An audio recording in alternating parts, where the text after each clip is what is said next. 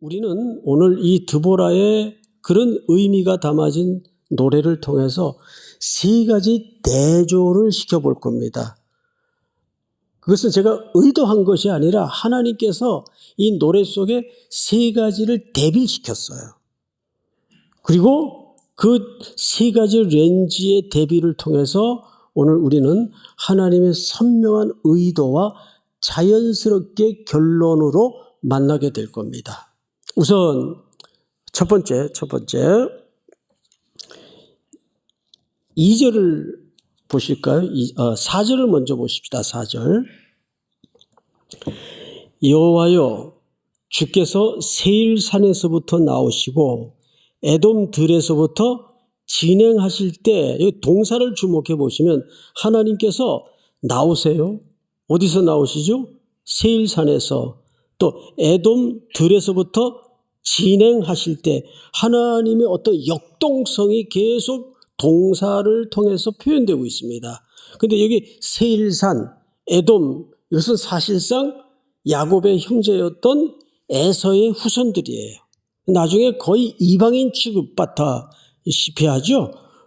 하나님과 늘 대척점에 세워진 족속이에요. 그런데 하나님이 거기서 진행하시고 거기서 나오십니다. 이것은 정확히 이런 뜻입니다. 하나님은 하나님의 백성들만의 하나님이 아니고 이방의 통치자가 되시고 이방의 주권자가 되시고 하나님과 대척점에 서 있던 이들마저도 누구의 주권 아래 있다는 거죠? 하나님의 주권 아래 있다는 것을 이런 식으로 역동성 있게 표현을 하는 거예요. 자, 그런데 성경을 다시 보시면 4절을 보세요. 땅이 진동하고 하늘이 물을 내리고 구름도 물을 내렸나이다. 말하자면 5장은 4장에 실제 했던 전쟁사의 결과물을 가지고 하나님의 일하심을 노래한 겁니다. 그런데 깜짝 놀랄 만한 지난주의 비밀이 이 본문에서 풀어져요. 보세요. 세상의 방식은 항상 데이터, 숫자, 예측, 합리적인 미래 이런 가진 분석을 통해서 이건 틀림없이 과거의 경험상으로도 비추어 보면 이번에도 우리의 대성으로 끝날 것이다. 계산이 섰단 말이에요. 그 대표적인 상징이 막강하게 훈련된 병력과 철병국 900대입니다. 거기에 견주어서 이스라엘 군대는 오합지졸에 불과해요. 게다가 심리적으로도 20년 동안 압제되어 있었기 때문에 마비 상태입니다. 움츠려 있어요. 근데 오늘 4절을 보니까 하나님께서 하늘이 물을 내리고 구름도 물을 내렸나이다. 갑자기 위에서 폭우가 퍼붓는데 철병거의 그 든든한 담보가 고철덩어리가 되어버리고 만 거예요. 여러분, 이거를 사람이 머릿속에 예상을 했겠습니까? 고대 시대에 예측이나 했겠습니까? 이거는 1서부터 100까지 이미 이스라엘에게 승리를 주시려고 하나님께서 작정하시고 계획하신 일이에요. 그래서 여기 동사를 보시면 이렇게 쓰여져 있죠. 세일산에서부터 나오시고 에돔 들에서부터 진행하실 때 땅이 진동을 하기 시작해요. 하나님의 역사죠. 여러분 5절을 볼까요? 5절을 한번 같이 읽어보십시다. 시작. 산들이 여호와 앞에서 진동하니 저 시내 산도 이스라엘 하나님 여호와 앞에서 진동하였도다. 자, 이제는 세일산을 넘어서 시내산이 소개됩니다. 시내산. 이 시내산은 이스라엘 백성들이 애굽에 400년 동안 신음하던 고통의 역사가 있었어요. 이게 전부 시내산과 연결고리를 갖고 있는 키워드예요. 그러던 어느 날 하나님이 모세를 통해서 이스라엘 백성들을 가나안 땅으로 들이기 위해서 홍해를 마른 땅으로 걷게 하십니다. 건너게 하십니다. 이들이 홍해를 건너서 제일 먼저 광야에 발을 딛고 도착한 데가 시내산입니다. 그 시내산에서 모세를 통해 하나님이 내 백성이라 그러고 언약을 맺어요. 말씀을 주세요. 그래서 시내산 하면 항상 언약의 장소이고 하나님이 백성들에게 신칙을 위해서 하나님의 통치를 위해서 말씀을 주었던 산입니다. 그럼 여기 드보라가 그 과거에 박제되었던 것 같은 역사를 왜 갑자기 노랫말 속에 가사로 인용해서까지 소환을 할까요? 이유가 있겠죠. 하나님은 그런 먼 수천 년 전, 수백 년 전 그냥 역사에 어떤 박제된 하나님이 아니다. 시내산에서 자기 백성에게 모세를 통해 말씀을 주시면서까지 약속하셨던 그 약속은 신실하고 성실하셔서 오늘날에도 적의 넘어설 수 없는 철옹성 같은 대적을 하나님께서 깨부수고 물리치시는 우리를 구원하시는 하나님이다. 이것을 설명하시기 위해서입니다. 드보라가 그 기억을 소환하는 거예요. 믿습니까, 여러분? 그러니까 오늘 이 시내산의 등장은 우리에게 다시 하나님의 언약을 갱신케 만듭니다.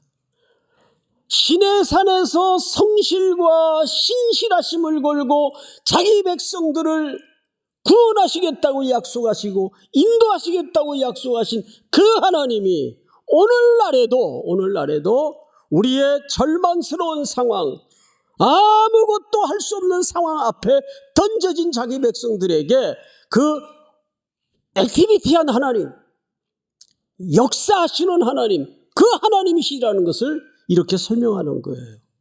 그러면 여기서 우리는 자연스럽게 첫 번째 대조가 일어납니다. 여러분 6절을 보십시다. 6절.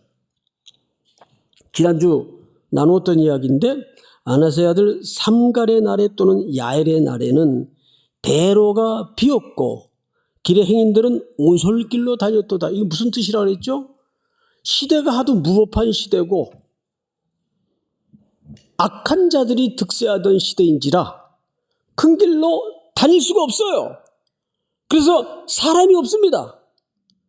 그래서 선량한 시민들은 오솔길로 다니기 시작합니다. 골목길로 숨어 다니기 시작합니다. 게다가 거래도 끊어지고 무역도 끊어지고 우리 7절을 한번 읽어볼까요? 다 같이 시작. 이스라엘에는 마을 사람들이 그쳤으니 나 드보라가 일어나 이스라엘의 어머니가 되기까지 그쳤도다. 네, 여기 7절에 보시면 사람들이 그쳤으니라는 말은 그 사람들은 지도자를 얘기합니다. 지도자가 끊어진 시대, 눈 씻고 찾아봐도 지도자감이 없는 시대, 그 뜻입니다. 시대가 어두울수록 지도자감이 사라지잖아요. 그런 시대가 되었단 말이에요. 그러니 이스라엘 백성들이 무슨 희망이 있겠어요? 아무것도 할 수가 없어요. 정말 심리적으로도 사회적으로도 무기력한 상태에서 손을 늘어뜨리고 있던 시대입니다. 그런데 보세요. 잘 생각해 보세요. 내 상황은 그러할지라도 하나님은 그 시내산의 언약을 성실하고 신실히 지켜내기 위해서 그 역사의 공간과 역사의 언덕을 넘어 이 고난 속에 두 손을 늘어뜨리고 있는 절망에 던져져 있는 자기 백성들을 구원하시기 위해서 달려오시는 하나님, 역사하시는 하나님, 활동하시는 하나님 대조되고 있죠. 무엇과 대조됩니까? 우리의 상황과 하나님의 일하심이 대조되고 있어요. 오늘 이 가운데 우리 청년들이 어떤 사정과 어떤 문제로 이제 내가 할 수 있는 게 아무것도 없다. 이 절망의 한숨을 내뿜고 있는 그 문제를 향해서 하나님은 신실하시고 성실하셔서 그 문제를 구원하시기 위해서 역사하시고 일하시는 하나님이심을 믿으시기 바랍니다. 믿습니까? 두 번째. 2절을 한번 볼까요? 이스라엘의 영설자들이 영설하였고 백성들이 즐거이 헌신하였으니 여호와를 찬송하라. 이 말은 백성들이 즐거이 헌신했다는 말은 하나님의 전쟁에 드보라가 백성들을 소집할 때 즐겁게 헌신한 무리들이 있었어요. 9절 또 볼까요? 9절 다 같이 시작. 내 마음이 이스라엘의 방백을 사모함은 그들이 백성 중에서 즐거이 헌신하였음이니 여호와를 찬송하라. 이거는 사실상 문해적인 표현입니다. 누가 전쟁에 부름받았는데 막 콧노래가 나오고 야, 나 전쟁 나간다. 너무 마음이 기쁘다. 그런 사람이 있어요, 진짜? 그런 사람은 없어요. 근데 이 말은 좀 문해적인 표현이에요. 어떤 사람을 이렇게 즐겁게 헌신했다고 문해적으로 표현을 했는가 하면 18절을 보세요. 스불론 지파 이야기인데 스불론은 죽음을 무릅쓰고 목숨을 아끼지 않은 백성이요 납달리도 들의 높은 곳에서 그러하도다. 스불론과 납달리 지파는 백성 공동체가 이스라엘 공동체가 전쟁이 벌어지고 드보라의 소집 명령이 떨어지니까 계산하고 머뭇거리지 않고 이거는 우리의 일이다. 우리 공동체의 일이다 하고 목숨을 던졌다 그 말이에요. 에스더가 민족 공동체가 위기에 서 있을 때 내가 죽으면 죽으리라. 그러고 나섰어요. 그 말은 내가 목숨 걸면 하나님이 살려주겠다 그런 마음이 아니에요. 나 그냥 죽겠다 그 뜻이에요. 내가 이 민족을 위해서 이때를 위해 내가 준비된 인물인지 누가 알겠느냐. 내가 죽겠다 그 뜻이에요. 그러니까 그 말을 문학적으로 즐거이 헌신했다고 표현을 한 거예요. 사느냐 주느냐 피가 엉키고 피가 튀고 팔다리가 잘라져 나가고 눈이 뽑히는 그런 살벌한 전쟁의 현장에 자녀들을 보내야 되고 내가 거기에 몸을 던져야 되는데 막 할렐루야 그러면서 노래 부르고 나갈 사람이 누가 있어요? 이 말은 실질적인 의미는 목숨을 던졌다 그 뜻이에요. 그 즐거이 헌신한 무리가 있었어요. 반면에 머뭇거리고 기산하는 무리들이 있었어요. 그 장면을 한번 볼까요? 15절. 이사갈의 방백들이 드보라와 함께하니 이사갈이 같이 바락도 그의 뒤를 따라 골짜기로 달려 내려가니 르벤 시내가에 큰 결심이 있었도다. 르벤 시내가에 큰 결심이 있었다는 말은 근데 르벤 지파는 결심만 해요. 결심만. 여기도 매주 결심하는 사람들이 있잖아요. 매주. 뭔 결심을 매주 하는지 모르겠지만 16절 웃지 말고 같이 한번 읽어보세요. 시작. 내가 양의 우리 가운데에서 앉아서 목자의 피리 부는 소리를 들으면 어찌 됨이냐. 르벤 시내가에서 큰 결심이 있었도다. 예, 계속 결심만 하죠. 르벤 지파의 특기는 결심만 하는 사람이에요. 여러분 결심 20년씩 해봐요. 무슨 역사가 일어나나? 아무것도 변하지 않습니다. 아무 하나님의 기적과 역사를 경험할 수 없습니다. 결심 그만! 결심하지 마세요. 이제는 실천이에요. 이것이 IBM 회사 구호입니다. 이제는 실행이다. 지금도 그 구호를 쓰는지 모르겠어요. 자, 그런데 또 비슷한 종류의 지파를 만나게 됩니다. 17절 길르앗은 요단강 저쪽에 거주하며 다는 배의 머무름이 어찌 됨이냐. 아셀은, 이 사람들은 자기네 항구만 지키고 있어요. 우리 집만 안 무너지면 되지 뭐. 해변에 앉으며 자기 항만에 거주하도다. 철저히 계산에 익숙한 행태입니다. 목숨을 던지는, 목숨을 거는 하나님의 명령에 계산하지 않는 사람들이 있는가 하면 계속 계산해요. 그런데 이상하죠? 목회의 세계에서도 보면 항상 대안을 준비해 놓는 사람들이 있어요. 이렇게 안 되면 저렇게 하면 되지 뭐. 그 야곱의 근성이에요. 야곱이 야복강을 건널 때 계속 나눠가지고 먼저 1대대 보내보고 에서의 눈치를 좀 보다가 빠꼼하면 다음 보내고, 그리고 자기가 제일 나중에 건너요. 이게 야곱의 근성입니다. 결국 여기서 자연스럽게 드러나는 두 종류. 하나님의 부름 앞에 목숨을 던지는 사람이 있는가 하면 계산과 타산에 머무르는 사람들이 있어요. 우리는 어느 쪽에 설 것인가?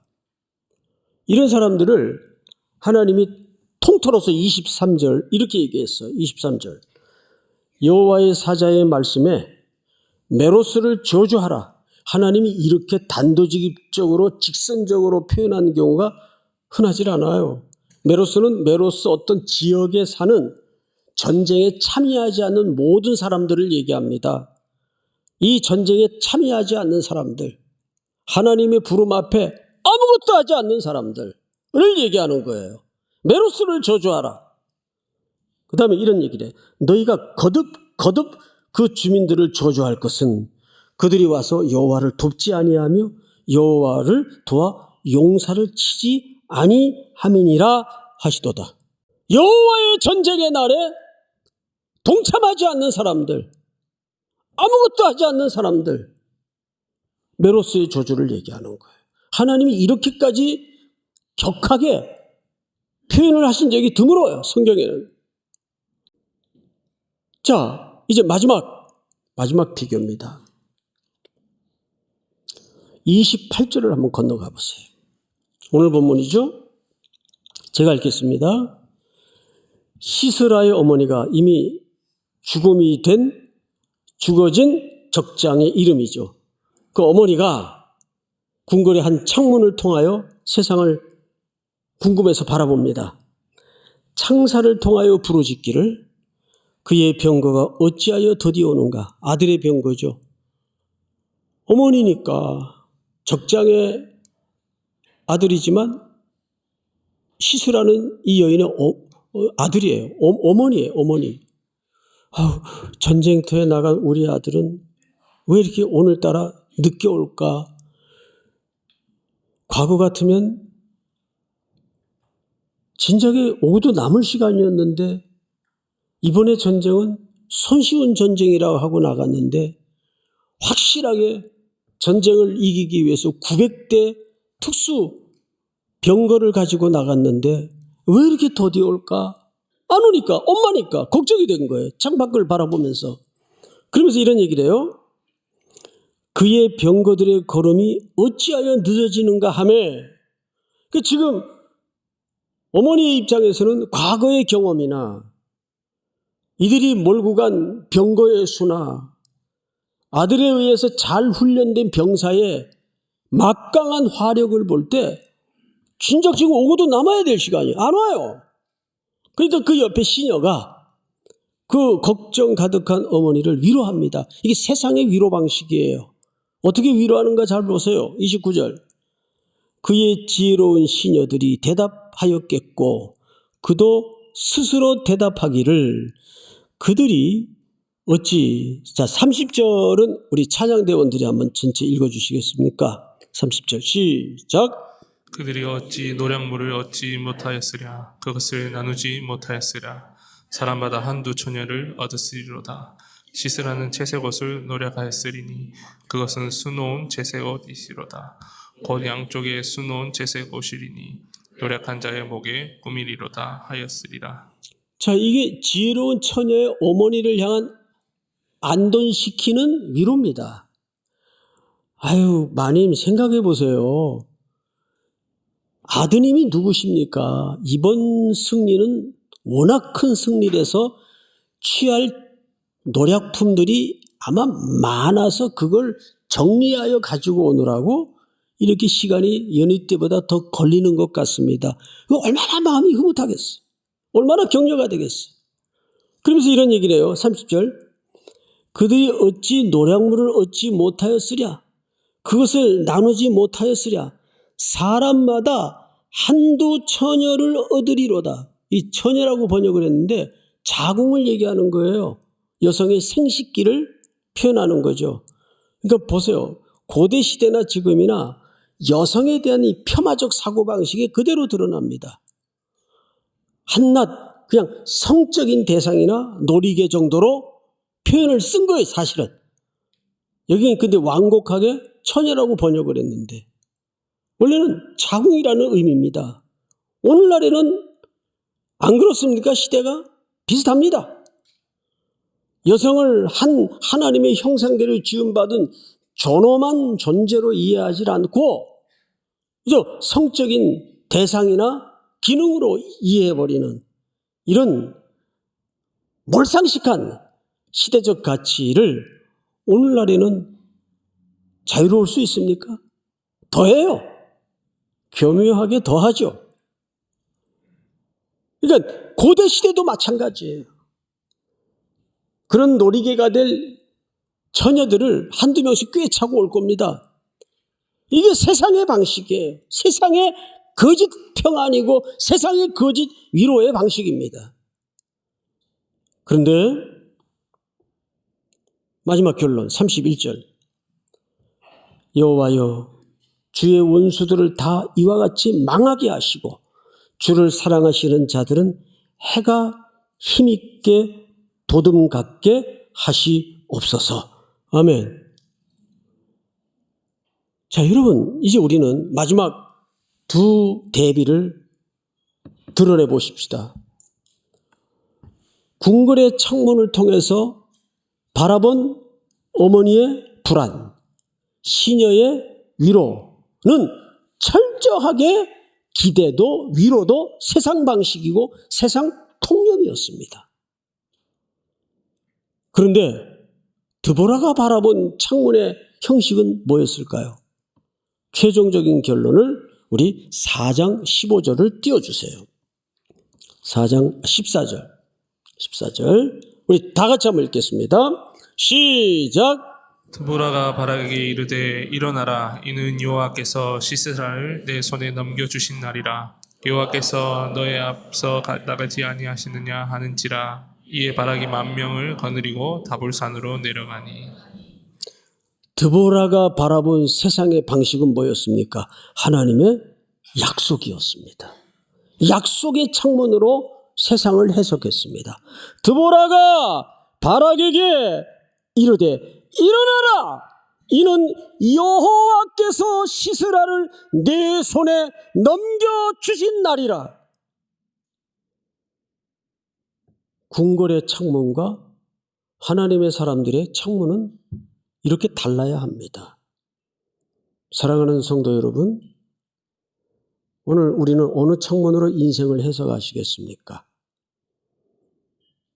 궁궐의 창문의 방식입니까? 아니면 하나님의 믿음의 창문의 방식입니까?